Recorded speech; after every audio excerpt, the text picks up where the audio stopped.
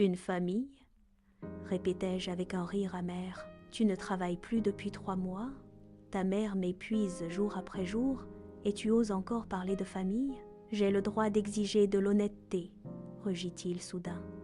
Tu m'as menti, tu cachais de l'argent, parce que tu me le voles. Le silence qui suivit fut lourd, presque irréel. Qu'est-ce que tu viens de dire?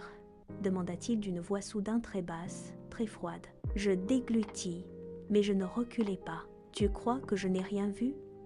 15 000 le mois dernier, 10 000 avant-hier. L'argent disparaît de mon compte, Artyom, et je sais très bien qui le prend. Il se leva lentement, sans me quitter des yeux.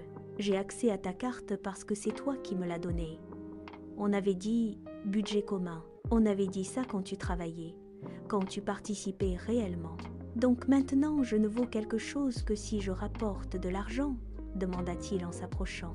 Plus de salaire, plus de droits, ce n'est pas ce que j'ai dit. Si, c'est exactement ce que tu veux dire, hurla-t-il en frappant du poing sur la table. Tu te crois meilleure que moi, plus intelligente, plus réussie. Parce que tu gagnes plus, tu crois pouvoir me contrôler. À cet instant, Valentina Petrovna apparut dans l'embrasure de la porte. Sur son visage flottait un sourire satisfait. Elle avait tout entendu. « Tu vois, mon fils » dit-elle avec douceur. « Je te l'avais bien dit, elle ne te respecte pas. Les femmes modernes sont toutes les mêmes.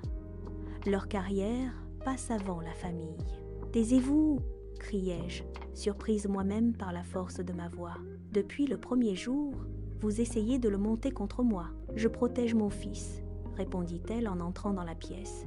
« Tu n'es pas digne de lui. Tu es avare, froide, sournoise. »« Maman, ça suffit !» dit Artyom en se passant une main sur le visage. Mais elle continua. « Je vois bien la façon dont tu le regardes, avec mépris, comme s'il ne valait rien. Et pourtant, il fait des efforts, il cherche du travail. »« Quel travail ?» explosai-je. « En 3 mois, il a passé 5 entretiens. 5 ! Le reste du temps, il joue à l'ordinateur et regarde des séries. »« Parce que tu le détruis !» cria Valentina Petrovna. « Un homme a besoin de soutien, de foi, pas d'une femme qui le critique et le contrôle sans cesse. » Je sentis un nœud monter dans ma gorge. Ils étaient 2, toujours 2, contre moi. Puis Artyom lâcha. D'une voix étrange, « J'ai une amie, Natacha. On a étudié ensemble. Elle m'a proposé un poste dans sa société. Bon salaire, belle perspective. » Je relevai la tête, presque soulagée. « Vraiment, Artyom, c'est une bonne nouvelle.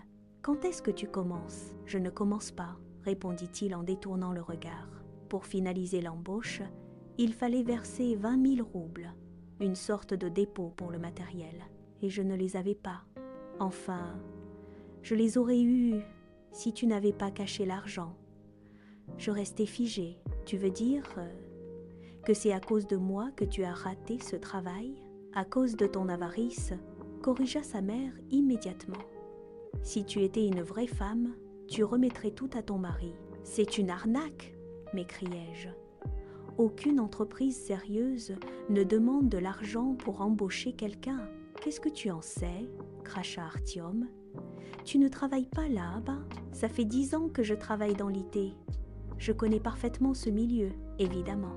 Madame sait tout, ricana-t-il. Peut-être que tu veux aussi vivre ma vie à ma place? À ce moment-là, la porte d'entrée s'ouvrit. Valentina Petrovna alla accueillir la personne. Et quelques secondes plus tard, une jeune femme entra dans le salon. Belle, assurée, maquillage appuyé, veste en cuir, sourire insolent. « Salut, Tioma !» dit-elle en ignorant complètement ma présence. « Comme tu m'avais demandé, j'ai apporté les documents. Pour le crédit, quelque chose s'effondra à l'intérieur de moi. »« Quel crédit ?» murmurai-je. Artyom me regarda comme s'il me découvrait pour la première fois. « Tu avais tout prévu ?»« Non. J'ai simplement appris à me protéger. Vous étiez 3 à vouloir me dépouiller. Moi, je me défendais. J'attrapais mon sac. Je mettrai vos affaires dans le couloir demain. Laissez les clés sur l'étagère. »« Tu ne peux pas faire ça !» s'étrangla Valentina Petrovna. « C'est illégal. Le bail était à mon nom. » Je payai, je décide, au revoir. Je me dirigeai vers la porte. « Véronica !» cria Artyom, et pour la première fois, j'entendis de la panique dans sa voix. « Attends, on peut encore discuter. » Je me retournai. Je regardais cet homme à qui j'avais donné 3 ans de ma vie. Cet homme qui s'était révélé menteur, faible, manipulateur. « Tu sais quelle a été ma vraie erreur, Artyom ?» dis-je doucement. J'ai cru que cacher mon salaire me protégerait, mais en réalité, j'aurais dû te montrer dès le début qui j'étais vraiment. Une femme qu'on ne manipule pas, une femme qu'on ne vole pas, une femme qu'on ne contrôle pas.